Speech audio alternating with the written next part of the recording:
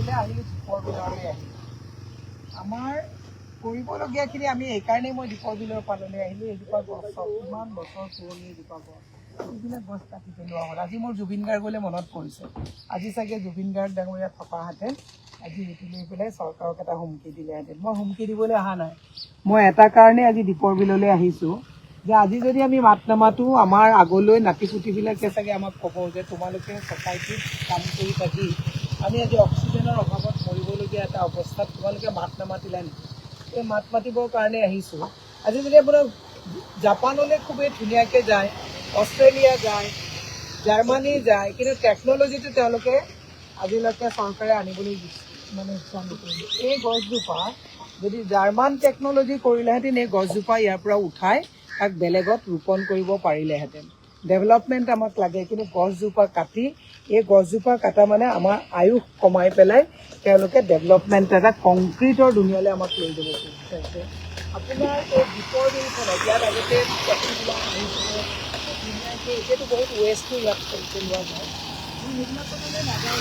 এটা কথাই কৈছোঁ, যদি জাৰ্মানীৰ মই এটা এক্সাম্পল আপোনালোকক দিওঁ, জাৰ্মানীত যদি যায় এজোপা গছ কাটিবৰ কাৰণে চৰকাৰৰ মিউনিচিপালিটিত পাৰ্মিশ্যন ল'ব লাগে, আৰু মিউনিচিপালিটিয়ে গছজোপাৰ আয়ুস চাই, গছজোপা পৰা পোৱা আমাৰ যিটো অক্সিজেন ছাপ্লাই এই গোটেইবিলাকক চাই তাক কেনেকৈ আকৌ নি পেলাই পুনৰ তাক সংৰোপণ কৰিব, তাৰ গোটেই টেকন'লজিবিলাক জাৰ্মানীত আছে।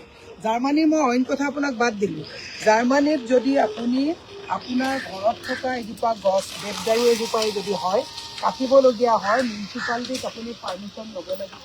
মিউনিচিপালিটিয়ে পাৰ্মিশ্যন লোৱাৰ পিছত যদি গছজোপা কাটিলে নেচাৰৰ ক'ৰবাত প্ৰটেকশ্যন নথকা হয়, গছজোপা আপোনাক কাটিবলৈ নিদিয়ে। আপুনি জাৰ্মানীৰ ফালে যদি টেকন'লজিত যায় যে সেই গছজোপা যদি মোৰ ঘৰতো যদি যেজোপা গছ আছে, গছজোপা যদি ধৰক আমি যেনেকৈ আমাৰ ঘৰত চোতালত এজোপা বকুল গছ আছে, নিজ ইচ্ছাত আমি বহিলোঁ, নিজ ইচ্ছাত আমি গছজোপা আমি ধৰক কাটি দিলোঁ।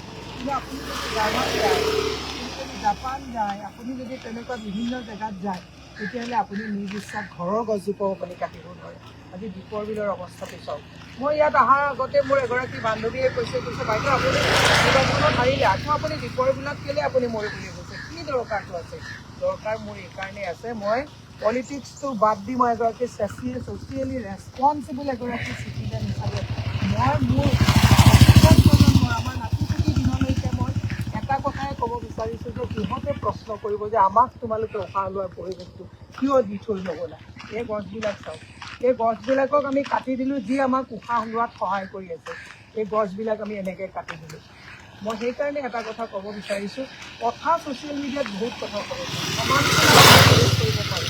মানুহে কৈছে ডেভেলপমেণ্টটো লগাৰ কথা ক'বলৈ বিচাৰিছে, কিন্তু মানুহে এই কথাটো কিন্তু মানুহে চিন্তা কৰা নাই যে এই গছজোপা যে কাটি দিলোঁ, এই গছজোপাই আমাক উশাহ নিশাহ লোৱাত সহায় কৰি আছে। দুৰ্ভাগ্যজনক কথা।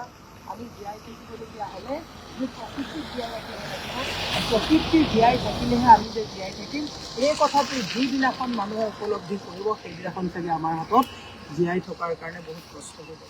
অত্যন্ত দুৰ্ভাগ্যজনক কথা, অতি দুখেৰে কৈছোঁ যে এই গছজোপা ৰেলৱে যদি কামৰ 700 কোটি টকাৰ কামৰ কথা কৈছে, প্ৰাণ দি আছে এই কথাটো।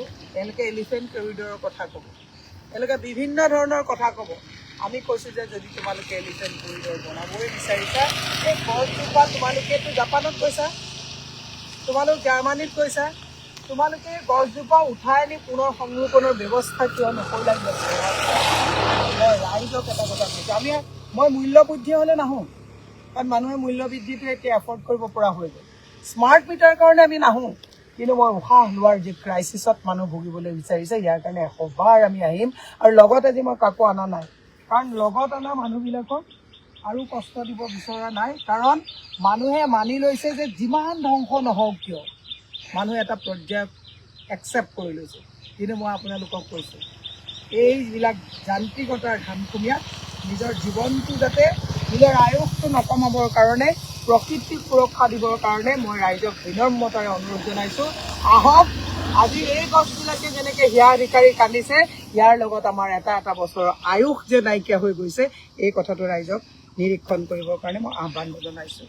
আৰু বিশেষ কথা নকওঁ, কিন্তু আজি এই গছে যি হিয়াধিকাৰী কান্দিছে, এই গছৰ লগত কিন্তু আমি কান্দিবলৈ আজি তাৰিখত সময় পোৱা নাই, কাৰণ আমি বহু মানুহে ভাবিছে গছহে কাটিছে, বহু মানুহে ভাবিছে যে কথা ক'ব নোৱাৰা গছবোৰ কাটিছে, কিন্তু মই নিজে উপলব্ধি কৰিছোঁ যে ইয়াত আজি মোৰ অক্সিজেনৰ ক্ৰাইচিছ যিটো হৈছে, মই উপলব্ধি কৰিছোঁ যে মোৰ ছোৱালীজনীৰ যি ভৱিষ্যত প্ৰজন্ম আহিব, সিহঁতৰ ল'ৰা ছোৱালীয়ে যে উশাহ নিশাহৰ ছাফকেশ্যনত থাকিব। আপোনালোকে দেখিছে বহুত জলাশয় ইতিমধ্যে বুন্দাজান, কণাজান, আপোনালোকে বিভিন্ন ধৰণৰ নাম নকওঁ আৰু, নাম ক'লে ক'ব যে এতিয়া এনেকৈ মানে বিভিন্ন জানবিলাক, ৱাটাৰ ৱেটলেণ্ডবিলাক আজি তাৰিখত এনক্ৰছ কৰি পেলোৱা হৈছে, আৰু দীপৰ বিলৰ কাষত থকা আমাক প্ৰাণ দিয়া এই গছবোৰ জীয়াব নোৱাৰা আমাৰ দৰে নিলজ্জ মানৱ যি সম্পদ, আমি মানৱ সম্পদ বুলি কওঁ, আমাৰ দৰে নিলজ্জ মানুহ যি আমি প্ৰকৃতিয়ে প্ৰাণ দি থকা এই বস্তুবিলাকো আমি জীয়াই ৰাখিব নোৱাৰিলোঁ, তাতকৈ নিলজ্জ আৰু